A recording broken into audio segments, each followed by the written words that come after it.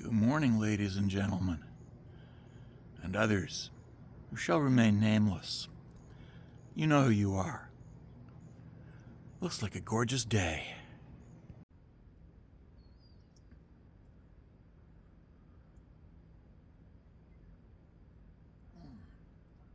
Oh, wow. Good morning. Yeah. It's September 1st. It's Labor Day. Yes. It's the holiday that we all too often forget because we've been taught to forget about it. Because Labor Day is a socialist holiday. Labor Day is the day that we celebrate the rights that we have because of the workers who have gone before us. The factory workers, the farm workers, the kitchen workers, who stood up and fought for a better life for themselves and their children on the picket lines of the 1920s, 30s, 40s, and early 50s, who fought for us to have certain rights. The 40-hour work week, that's socialism. Before that, the work week was whatever they could squeeze out of you. 16 hours a day, 7 days a week, and you had to work all of it in order to collect your paycheck. If you missed 1 hour, if you missed 1 minute, you didn't get paid for any of it. Before the socialists came along. Child labor laws. You could be replaced by your own kid, and your employer would pay your kid far less than they paid you. Why pay a man $1 when you can pay a kid a dime? Was the slogan of capitalism back then. And workers gained the right to a fair wage for everybody. Yeah. And this wasn't something that was granted to us by democracy. This is something that democracy fought tooth and nail against. Democracy sent police to support the Pinkerton agents and the random armed thugs who were sent to break the strikes, arrest and kill the union leaders, and beat up any worker who got uppity. Yeah. And of course that was part of what police were created for.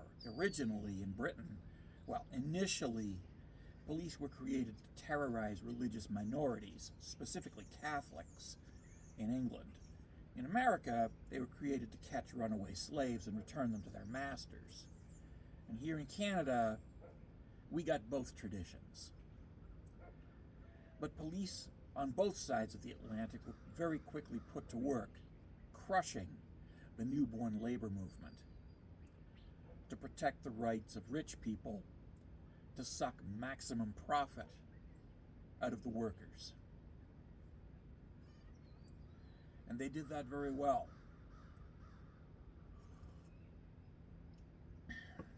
Yeah.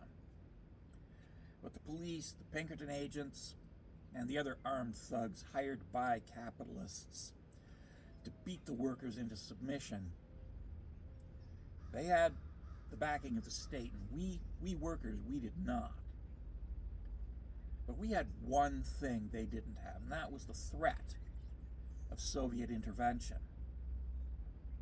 Because the Comintern was about supporting workers' rights all around the world. The International, or the Internationale, the anthem of labor socialism, is about workers of the world uniting. Not just white workers, but workers of the world, all workers. And that's what we celebrate on Labor Day, all the workers uniting. Yeah. to gain basic rights. Basic rights that we now take for granted, but which our predecessors had to fight for. And so our day at the beach today, Labor Day, was not bought for you by the American military storming a beach in Normandy, or the American military storming a beach off the coast of Japan. It was bought for you by workers holding the line at a picket line. Our workers didn't come from conquering the Germans or conquering the Japanese. And they didn't come from Americans. They came from workers. Our rights as workers, not the rights of rich people. Those are immediately granted by the virtue of wealth. But our rights as workers, as ordinary people, bought and paid for on the picket lines for half a century before capitalism finally knuckled under and conceded and allowed us the rights that we had fought for. Basic rights. Rights like the 40-hour work week, safe working conditions, paid sick leave,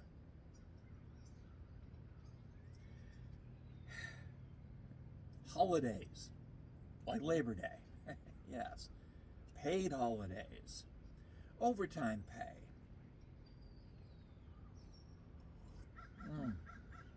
Oh, wow. Safe working conditions. Did I mention safe working conditions? Safe working conditions. The right of workers to refuse to work in unsafe conditions. That's a right that workers gained at the picket lines.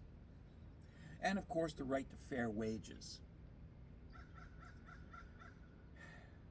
Universal fair wages. And that's not the only right that workers gained at the picket lines. We gained in Canada and in England universal public health care. Because, yes, at the end of World War II, Winston Churchill asked, why didn't the Germans rebel? And he was told by the Germans, well, because we've had universal health care since the 1860s, when Bismarck gave us universal health care. And Churchill realized he had to give the English workers the same thing, because a lot of the English workers were coming back from the battlefields of World War II with an Enfield rifle on their shoulder and a lot of socialist ideas that they didn't have when they went off to fight against the Hun. Yeah. It was the most educated army the British had ever sent out.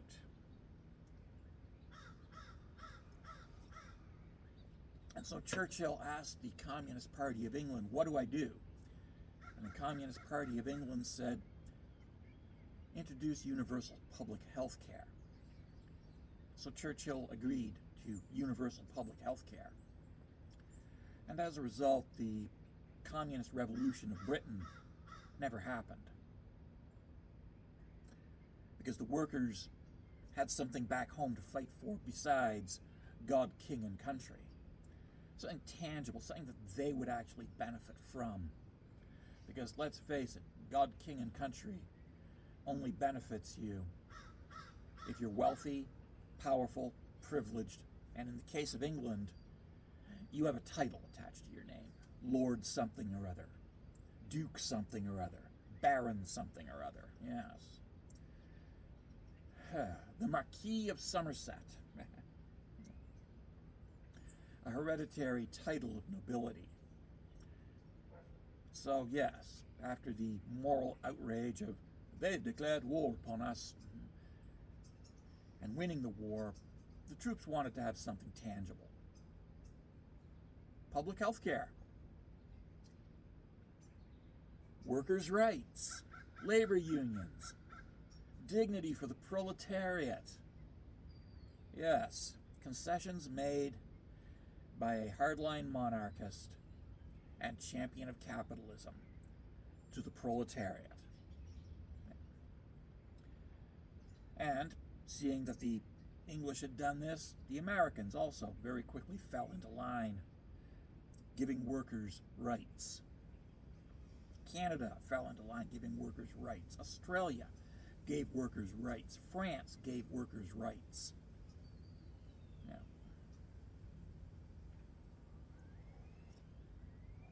Because at the end of the day, small c communism, serving as a watchdog and protector of the people, is a good thing. It's only when you have state communism that you have a problem. And let's be honest, communism was never meant to be a government, but neither was capitalism.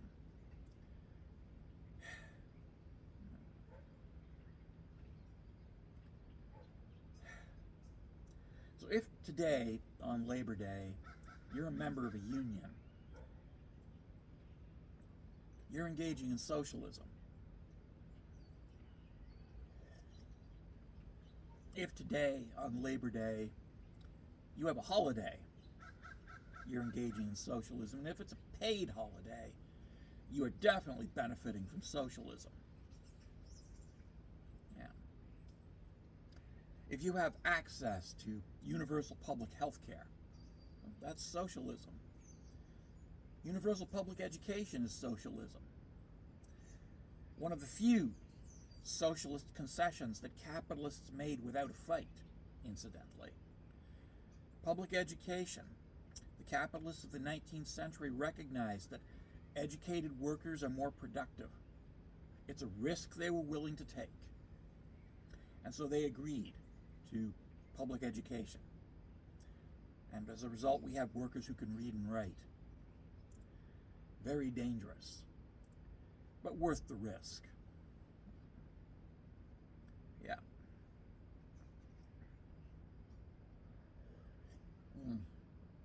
Oh, wow. Anywho.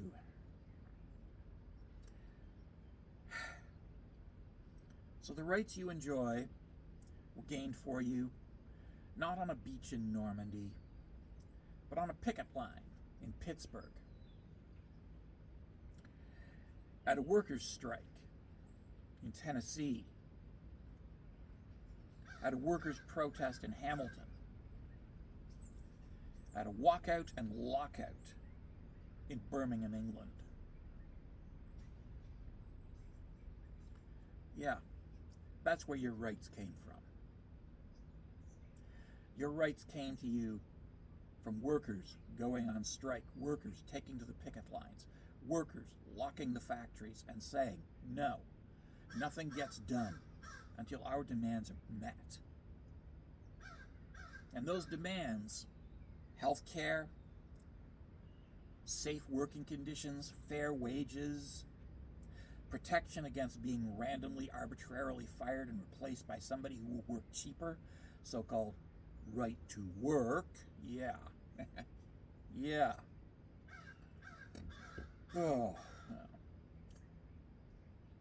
Protection against that kind of bullshit. Yeah. That was what the workers wanted, and that's what the workers got, eventually. They had to fight for it. They had to fight the Pinkerton agents. They had to fight the hired goons. And they had to fight the police force. And in America, they had to fight the National Guard.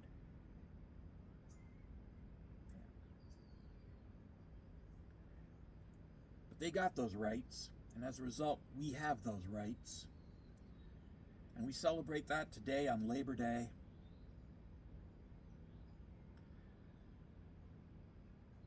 And I hope that we don't forget,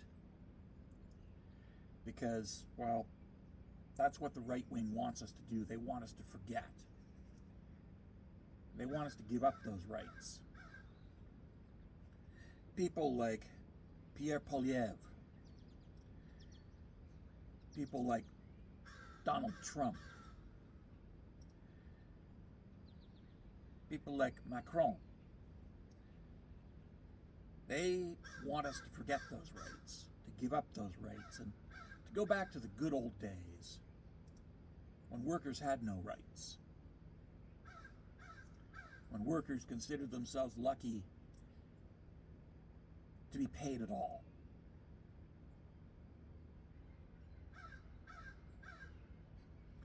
So if you're thinking about voting Conservative in the coming federal elections, think about where your rights actually came from. They didn't come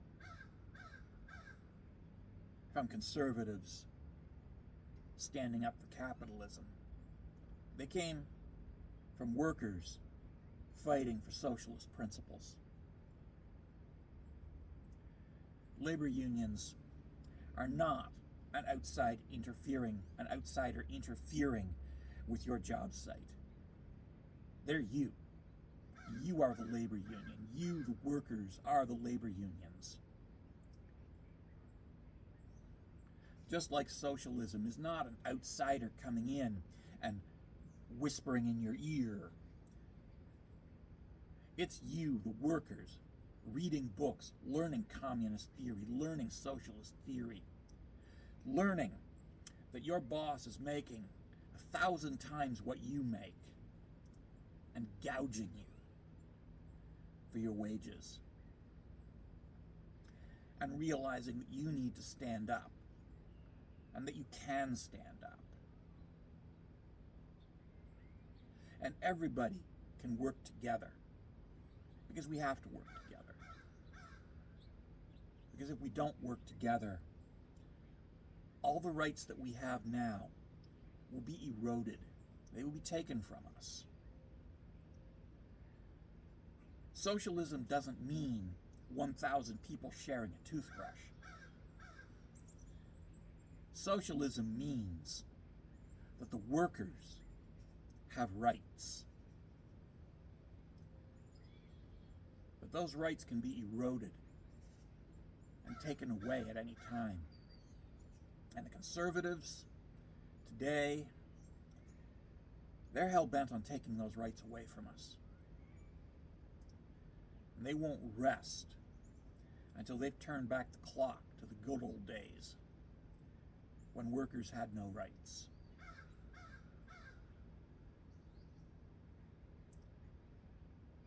Do you really want that for your future and your children's future? Something to think about.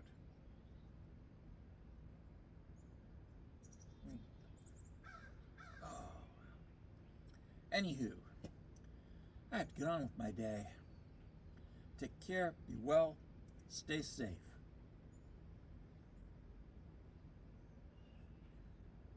Oh. Love yous all.